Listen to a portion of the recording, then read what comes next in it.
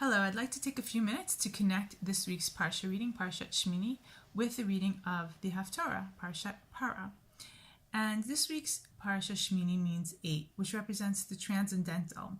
Of course, we live within a 7-day week, which represents our space and our time and that which we can comprehend. And 8th is always one above that, above our comprehension and our understanding. And there is something in this week's Parsha Shmini and something in Parshat Parah that is just, I think, above our understanding. In Shmini, we learn about the deaths of the sons of Aaron, Nadav and Avihu. And we see that it is something that is extremely difficult to understand, and that the Mefarshim grasp at every straw. We're given at least 12 different reasons why they died, because nobody really does understand it. It's complicated, it's difficult. We can't understand why in the consecration of the Mishkan, God took the lives of Aaron's two dear beloved sons. And although we give many different reasons to learn different lessons, it's really above our understanding, much as the Parshat Parah, which is the Paraduma, the red heifer. And the red heifer is the quintessential chok, a law that we just don't understand, where we take the ashes of the burnt red heifer and sprinkle them on somebody who's ritually impure from contact with a dead person in order to purify him. This makes no logical sense to us, yet we're told to do this, and in doing it, it does have we achieve the effect and become ritually pure and able to become holy again.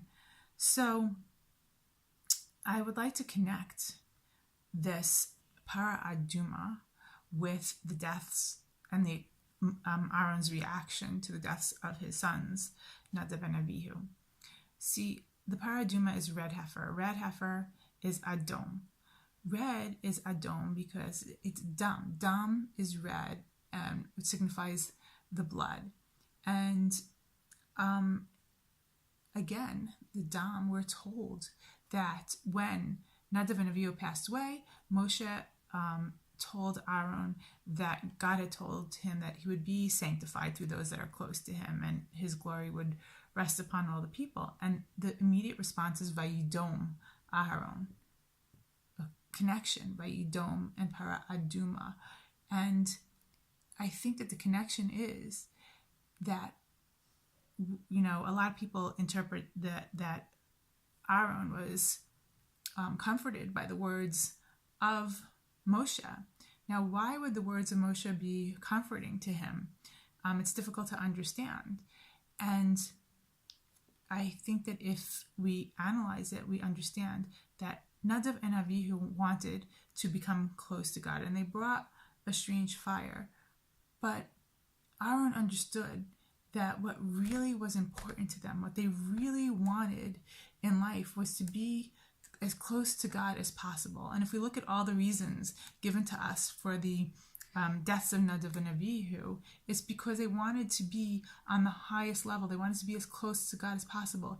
And that Moshe was saying that that's what they did. They got sanctified through their closeness to God on a level that we can't even understand. So as tragic and horrifying as the loss of his children was, at that moment, when Moshe said that, Aaron understood that the death of his two sons had to be okay, because that's what they wanted. They wanted that ultimate, that closest connection with God that they can possibly achieve, and that they had achieved that in their deaths. And the only way to comfort him was to give him that fulfillment of knowing that his children's most important wish and desire in their life was fulfilled. Because in life, all we can do is try and achieve our life's mission. And when he heard that Moshe made that connection for him, that they had in their deaths achieved their life's mission, then he was able to quietly accept it, no matter how painful it was.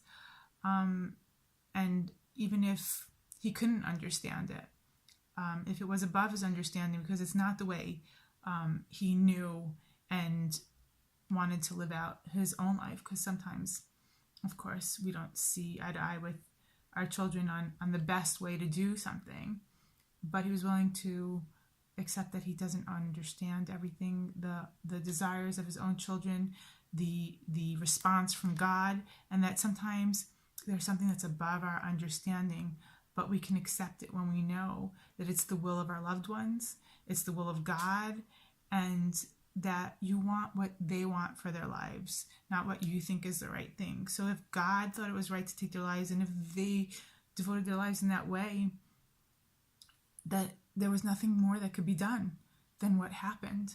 And so Vayidom Aaron, the nonsensical, just like the Paraduma, for that moment made sense to him, and he was quiet because there was nothing he can answer to that. Shabbat Shalom.